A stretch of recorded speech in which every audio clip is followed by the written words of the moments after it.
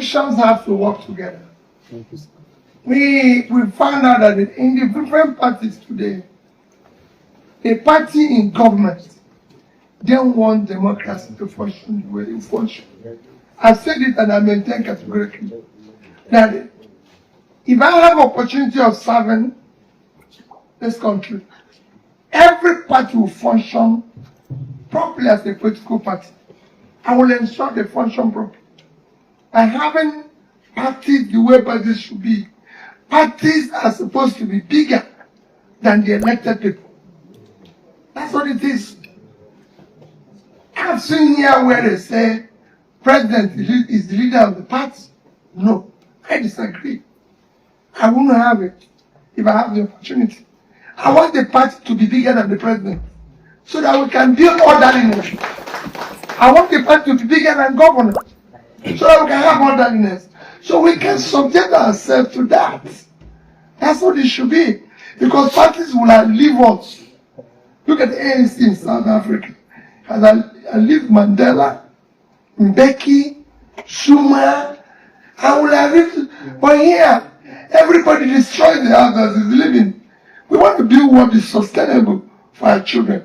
So for me, I believe that right now, we are going through difficulties in all the parties. So what we're trying to do is to navigate where we'll come together and resolve to do the right thing for the future of our children. My name is Paul, already the Sun newspaper. My first question goes to the presidential candidate of the Labour Party, and my second question will go to our governor here. The first question, sir, you contested in the 2023 presidential elections, and you have shown interest in 2027. And what new strategies or alliance are you, putting in place to ensure that you have a different outcome in 2027? Thank you, sir. If I tell you that, then the plan will fail.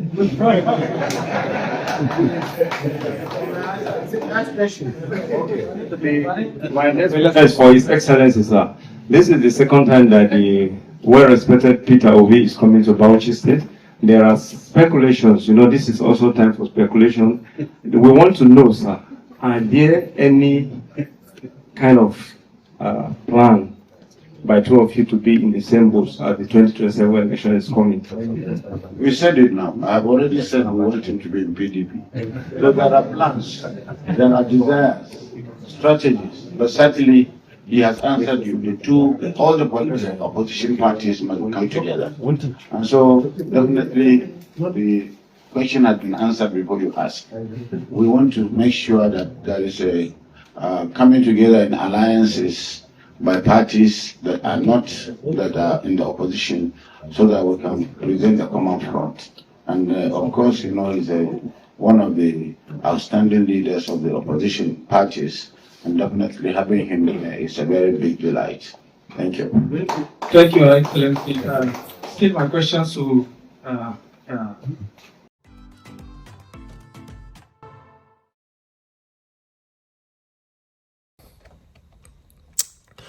So Peter Obi, as usual, visited Bauchi State, again, donated a sum of 10 million naira to some students of the medical school over there.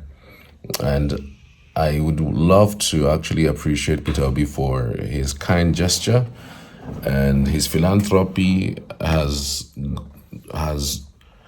not gone unnoticed. And of course, he needed to stare the honest net by visiting Bauchi State Governor. This is the second time he's visiting Bauchi State, because he has been visiting Bauchi State. Not he's been visiting, he has visited Bauchi State before.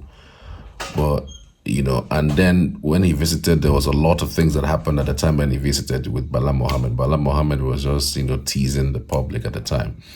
But I want you to listen into what both of them said. They actually answered questions from the journalist who asked one or two questions, as the case may be. I don't know what you guys think of a Peter Obi being the presidential candidate and then having a Bala Mohammed as vice presidential candidate. What do you guys think about that?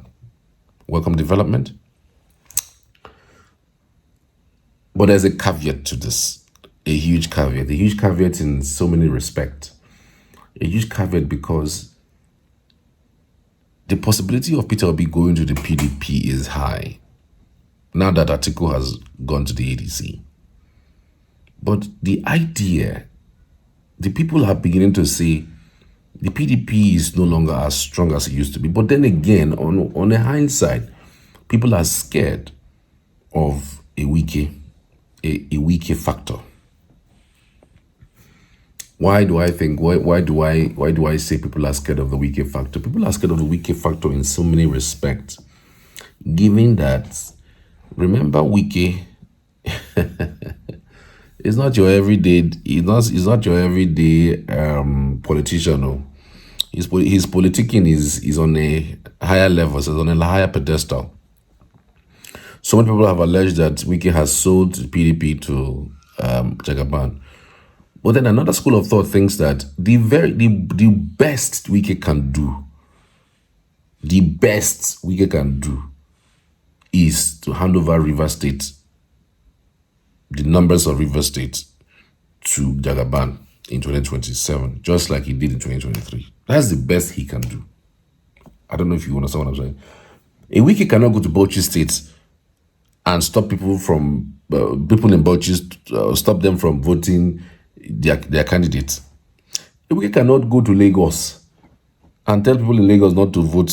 A Wike cannot go to Bayelsa and tell people there who to vote. A Wike cannot go to Enugu, cannot go to Kano. So at the very best, in fact, he cannot even sway the numbers in the FCT. Yes, the FCT that he is claiming he's a mayor or is the governor of FCT, senior governor, you know what that means, of the FCT. He cannot sway anybody in the FCT. King Gibe, the senator representing FCT, has told him to his face, watch what you see at the local government, at the council elections. It is from council election, I said that from clap dance they start. It's from council election that you will know whether FCT people are liking you, without this road you are doing, left, right, and center, tearing road, collecting extra code, putting it in your pocket and buying lands everywhere. Well, let's see whether people of the FCT really do like you. Yeah, you will hear people from different walks of life in Abuja say, Wike has done well, he has built roads, and the only thing that is claim he has done well for is roads. They don't know that part of the reasons why Wike has been backed on doing roads is because Wike is a huge stakeholder in road construction in Nigeria. Whatever road he builds, because he knows, I mean, even in River City, he did it now. Whatever road he builds, he has a cut. Well, we all know how, this is not normal talk. Now, politicians, this is how it works in Nigeria. Once you remove monies to go and work on something, somehow the contractor comes and says thank you. And in saying thank you, they come with something, huge. If not, ask yourself, how come in the FCT, is it only roads that the FCT need? FCT needs healthcare. FCT needs, other infrastructure. FCT needs schools. FCT needs, several developmental things that's affected them. But roads, because of course it's easy now. Once you mention road, you go and once you do renovation ICC, you go and do it. Ask yourself, ICC renovation 34 billion naira. ICC, not that they started the building from scratch, just to renovate ICC. Change the name to Bala Ahmed ICC. Remove one or two chairs, change rug, do POP, or what did they call that one? Put small things here and there. Somebody collected 34 billion naira. Can we sometimes be using our head? It's not fair. And these are the things that President what's his name, Peter Obi keeps knocking on them. How can people be hungry? People go to bed without food almost every day in Nigeria. How can people be hungry? And then you are using 34 billion to renovate ICC. For what to happen? Well, like, if you renovate ICC, what will now happen? Is it that food There will not be more food in the house. The people will now start feeling okay. People will now start going to school. People will now get scholarship. Like, what is the import? What is the use of the ICC to the people of the FCT versus using that monies to put into establishing more schools, more healthcare centers that will be better for people of the rural areas in the FCT? Like, why are we misplacing our priorities? Why? So these are the issues. He was in Bauchi and he made some really fantastic comments that makes it look like he might be headed towards the PDP. I mean, if he goes to the PDP, would you blame him? You will not blame him. You will not blame him. But let's keep our fingers crossed. You never can tell. Anything is possible. Many thanks for watching. I truly appreciate you. See you on the other side. Today, we know that the number one measure of success of any nation is health.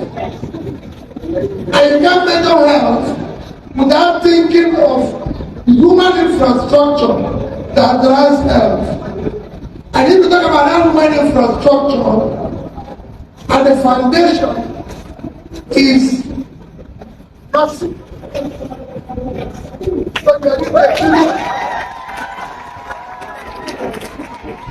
It was very important. The nurse is more important than the doctor.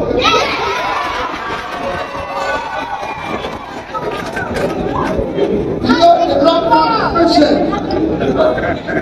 The nurse knows the patient. The nurse is everything. And it's not predicted that in 2030, the world will be covered of nurses. So the leader of the Bala force shall thank you, Prophet, for what you're doing here.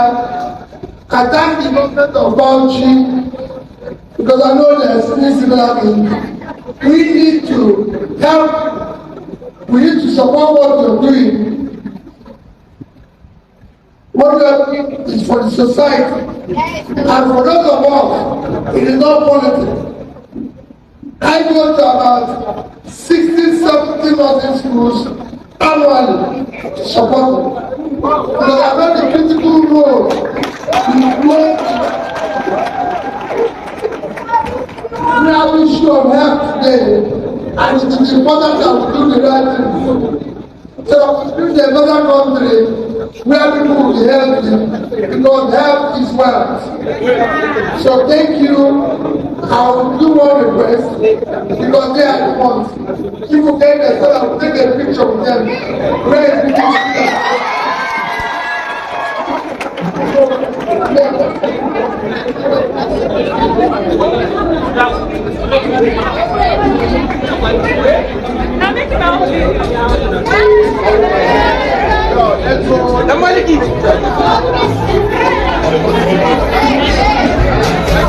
Let's go.